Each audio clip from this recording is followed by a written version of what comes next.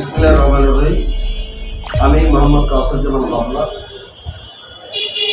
আমি রংপুর বিএনপির রাজনীতির সঙ্গে দীর্ঘ 30 বছর থেকে প্রায় জড়িত।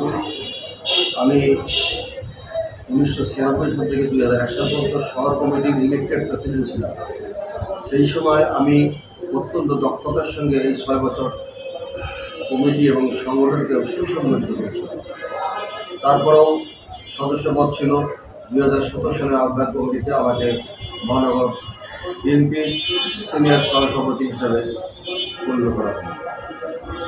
আমি আমাদের দলের ভারপ্রাপ্ত চেয়ারপারসন জনাব তারেক রহমান সাহেবের নির্দেশে আমার কাছে বড় কথা না, প্রথম কথা আমি দলের প্রতি অত্যন্ত অনুগত এবং দলের সিদ্ধান্তই আমার কাছে চূড়ান্ত সিদ্ধান্ত। মানুষের ভুল হতে পারে, ভুল হওয়াটা স্বাভাবিক। তো আমি যেটা মনে করি 2017 সাল থেকে 22 সাল পর্যন্ত এই কমিটিটা ছিল। এখন বর্তমানে মহানগর কমিটির আমি সিনিয়র সদস্য। তাতেও আমার কোনো সম্মান হানি হয়েছে আমি মনে করি না। আমি দলের প্রতি অনুগত, আমি মেনে নিচ্ছি। আমি দীর্ঘদিন থেকে একটা সুন্দর স্বচ্ছ রাজনীতিতে অভ্যস্ত এবং আমি জন্মগ্রহণ করছি একটা সম্ভ্রান্ত পরিবারে, পাকিস্তান সোনাচ্চা মুসলিমকে জন্মগ্রহণ করছি। তো আমার মধ্যে কোনো হিংসা, বিদ্বেষ, লোভ, লালসা নাই, কোনো কিছু লোভ আমি ভাবি না। ইদানিং একটা মামলা রংপুরে মামুনুর রশিদ মামুন বাদীকে করেছে 181 জনের নাম। তো আমি জানতাম না, কিন্তু আমি কীভাবে জানলাম? নিরীহ লোক যারা কোনোদিন রাজনীতির সঙ্গে জড়িত ছিল না, যাদের ধারে কাছেও নেই, যারা ব্যবসা করে, তারা দোকানদারি করে, কেউ মুদি দোকান করে, কেউ কলেজের অধ্যাপক, এর মধ্যে নিরীহ লোককে জোড়ায় মামলা দেওয়া হয়েছে 181। তো বাদী মামুনুর রশিদকে আমি খুঁজতে আরম্ভ করলাম। তারপরে তাকে খবর দিলাম, তুমি দেখা করো, তোমার মামলার ব্যাপারে আমি কথা বলব। তো সে আমার বাসায় আসলো। আসার পর তাকে আমি জিজ্ঞেস করলাম, তুমি যে 181টা আসামি করে মামলাটা করলাম, এই 100 আসামি সবাইকে তুমি চিনো? তারা কি সত্যিকার অপরাধী? কারণ আমার কাছে রিপোর্ট আসছে, অনেক নিরীহ আমার এলাকারই আছে, তারা আমার কাছে শুনে আসছে যে আমরা কী করলাম, আমাদের কী অপরাধ, আমাদের রাজনীতি করি নাই করি। তখন আমি ওকে এইভাবে প্রশ্ন করলাম যে আসল ঘটনা আমাকে খুলে বলো। মাইগঞ্জ শহরে থাকি, রংপুর শহরের পুরাতন শহর, সেখানে তো চিনার কথা না, আমি তো চিনি না। তাহলে তাহলে কীভাবে হলো? বললো যে আমাদের মহানগর আহ্বায়ক শামসুজ্জামান শামু, তার নির্দেশে আমরা এটা করেছি। আমি বললাম তুমি আপত্তি করলো না? সে বললো যে আমি আপত্তি করছি। ভাই, আমি 25 জনের নাম দিলাম এবং সেখানে 181 জনের নাম কেন হলো? 156 জনের নাম কেন বেশি আসলো? বললো তুমি চিন্তা করো না, পলিটিক্যাল মামলাগুলো এইরকমই হয়, এটা পরে ঠিক করে নেবো। এই তো নিয়ে আমি যখন জানতে পারলাম, আমি এই নিয়ে মোটামুটি ওর সাক্ষাৎকারটা নিলাম আমার বাসায়। ও বললো সেটা আমি পোস্ট করে দিয়েছি। পোস্ট করে দেওয়ার পর সামনে মাথা খারাপ হলো এবং সে অ্যাকচুয়ালি সবসময় তার নিজের গুটিকার লোক নিয়ে সেটা এই ব্যাপারে দলের ভারপ্রাপ্ত চেয়ারম্যান জনাব তারেক রহমান সাহেবের দৃষ্টি আকর্ষণ করতেছি। সঙ্গে সঙ্গে বিএনপির যারা কেন্দ্রীয় নেতা আছে সবার দৃষ্টি আকর্ষণ করতেছি যে একটা লোকের কারণে একটা রাজনৈতিক দল নষ্ট হতে পারে না। সে ব্যবসা বাণিজ্য করতেছে বিভিন্নখানে, যেমন আমি সে যে ব্যবসা করতেছে, সে মহানগর আহ্বায়ক হয়েছে এডিসি উৎপল, এখানে রংপুর কোটালি ছিল এডিশনাল এসপি উৎপল। সেই উৎপলের নামে কোনো মামলা হয়নি এবং সহজে সে আরও চাকরিতে আছে, সিলেট ডাকোটা পোস্ট করেছে। এখানে ডিসি মারুফ ছিল, সেই ডিসি মারুফ আমাকে মিথ্যা একটা মার্ডার মামলায় 2018 সালে দেওয়া হয়েছে এবং যে মামলার কোনো ভিত্তি নেই, কিছু নাই।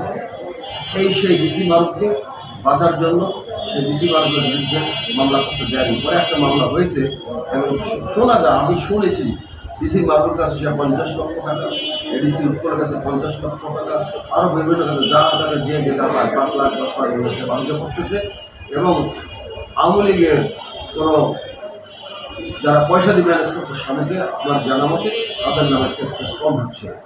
এখন আমার প্রশ্ন হলো, বিএনপি একটা রাজনৈতিক দল বৃহত্তর রাজনৈতিক দল যেটা শহীদ রাষ্ট্রপতি জিয়া রহমান সাহেব তৈরি করে দিয়েছে। ওনার মধ্যে দেশপ্রেম দেখছি, ওনার সততা দেখছি, ওনার ধর্মবিরোধ দেখছি। উনি সহযোগীর উদ্দেশ্য ছিল একজন মহামান। ওনাকে আমরা হারিয়েছি, তারপর কিন্তু তার দলটা আছে, দলকে আমরা জিয়া রহমান আদর্শে সামনে এগিয়ে নিয়ে যাবো এই আশা আমার আছে। এখানে আমার কথা হলো, আমার পোস্ট বড় কথাটা, আমার কথা হলো রংপুর শহরের সবাই জানে আমার বিরুদ্ধে বলিটা আমাকে চিনে যে আমি একজন কোনো রকম চাঁদাবাজি কোনো কিছুর মধ্যে আমি কোনোদিন জড়িত ছিলাম না, নাই এবং ভবিষ্যতে থাকবে না। কারণ আমার আল্লাহর মধ্যে দরকার হয় না। কারণ আমি জানেন আপনারা বৃহত্তর একটা জুটমিল আছে আমার খুলনায় 81 গরু মাঠের উপর এই জুটমিলটি অবস্থিত। সেই জুটমিলটি আমি এই বিএনপি করার কারণে ধ্বংস করে দিয়েছে বেগম মনিরুল ছিলেন শ্রম প্রতিমন্ত্রী আওয়ামী লীগের, এবং 5ই আগস্ট পরে যে জুটমিল আমি দখল করলাম। এবং এই জুটমিল থেকে প্রতি মাসে মোহাম্মদ সুফিয়ান গমরা 30 লাখ টাকা করে আমার খালি জায়গা 2.5 টাকা ভাড়া দিয়ে সে ইনকাম করছে পর্যন্ত। এবং আমি যখন মিলটা নিলাম তখন দেখি প্রচুর সার, ওখানে সমস্ত সার আমি আটকা দিলাম যে আমি এই মিলে সারের ব্যবসা করার জন্য কে দেবো অনুমতি। এবং আমার মেশিনারিজগুলো ইংল্যান্ডের জেমস মেশিন সমস্ত মেশিন চুরি করে তারা বিক্রি করছে, কোনো মেশিন নাই। এবং 400 ইলেকট্রিক মোটর ছিল আমার দামি মোটর, যেটা নিচে ন্যূনতম নিচে 60-70 থেকে উপরে 5 লাখ 10 লাখ দাম আছে, 5 লাখ দাম আছে। সেই মডেলগুলো সব নিয়ে গেছে। মিলের মেন ইনস্ট্রুমেন্টগুলো যেগুলো দিয়ে খালি এখন খোলসা পড়ে আছে। সব ভালো ভালো প্রতিষ্ঠানে এবং সব ভালো ভালো প্রতিষ্ঠানে সে ঢোকার চেষ্টা করতেছে, চেষ্টা পায়দারি করতেছে। এবং সবখান থেকে তার উদ্দেশ্য একটাই, তার মহৎ উদ্দেশ্য হচ্ছে সে কীভাবে হাউ হি উইল আর্ন 2 পয়সা, যেমন সে টাকা কামাই করবে এটি তার চিন্তা। কেউ দলের পোস্ট নিয়ে চাঁদাবাজি করবে, মস্তানি করবে আর জনগণের শত্রু হয়ে আমরা দাঁড়াবো, এইটা আমরা কোনোদিন আমি বেঁচে থাকতে হতে দেবো। আমি প্রতিবাদ করে দেবো, তাতে আমাকে দল থেকে যদি বহিষ্কারও করা হয়, যে জারি অপেক ষড়যন্ত্র ছিল, বহিষ্কারও যদি করা হয় আমি এটা থেকে বিরত থাকবো না। এই জন্য থাকবো না যে আমি রাজনীতি 30 বছর থেকে আমি কোনো দল বদল করতে চাই। আমি যদি আজকে রাজনীতি না করতাম আমার জুটমিলটা ধ্বংস হইতো না। জুটমিলের এখন জাগার দাম আছে 1.5 লাখ টাকা। সুতরাং আপনাদের সাংবাদিকের মাধ্যমে সত্য ঘটনা আপনারা প্রকাশ করবেন, কোনটা সত্য। এবং আমি বাংলাদেশের যত গোয়েন্দা বাহিনী আছে সবাই দৃষ্টান্তের মধ্যে যে আপনি গোয়েন্দা বাহিনী ইনকোয়ারি করে সঠিক রিপোর্টটা দেবেন, আমার কথা সত্য না মিথ্যা। আমি যদি মিথ্যা তো বলি আমাকে যে শাস্তি দেবে দল থেকে আমি মাথা পেতে দেবো। আর যদি আমি সত্যবাদী হয় তাহলে যে শামসুজ্জামান শামু এই কাজগুলো করতেছে সেই শামসুজ্জামান শামু একটা দৃষ্টান্ত শাস্তি দেবে। অত দূরের কথা যে শাস্তি তাকে বহিষ্কার করা হবে। এবং ইতিপূর্বে জলঢাকায় একটা মিটিং করছে, সেই মিটিংয়ে সে প্রকাশ্যে বলছে, তার ভিডিও আমার কাছে আছে, যে আওয়ামী লীগের সব লোক খারাপ না, আওয়ামী লীগ আর বিএনপির সব লোক ভালো না। তার মানে কি ইনডাইরেক্টলি সে আওয়ামী লীগের সুপারিশ করতেছে। এর রেকর্ড আছে, সে অস্বীকার করতে পারবো না এই কথাটা।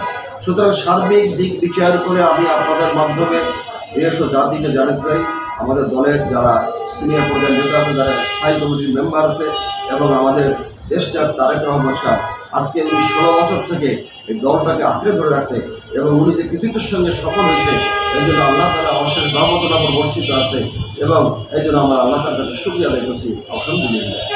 সুতরাং আমার দাবি পরিষ্কার কথা, কোনো রাজনীতিতে চাঁদাবাজি, ধান্দাবাজি, ব্যবসা বাণিজ্য চলবে না। সত্যিকার যারা দোষী তাদের শাস্তি হোক, আমি চাই। ওটা আন্দোলনে আমি তো ইতিপূর্বে বহুবার জেলে গেছিলাম। আমার রাজনৈতিক মামলা 7টা আছে, খুলনায় 2টা, ঢাকা পল্টন থানায় 2টা, এবং রংপুরে 3টা।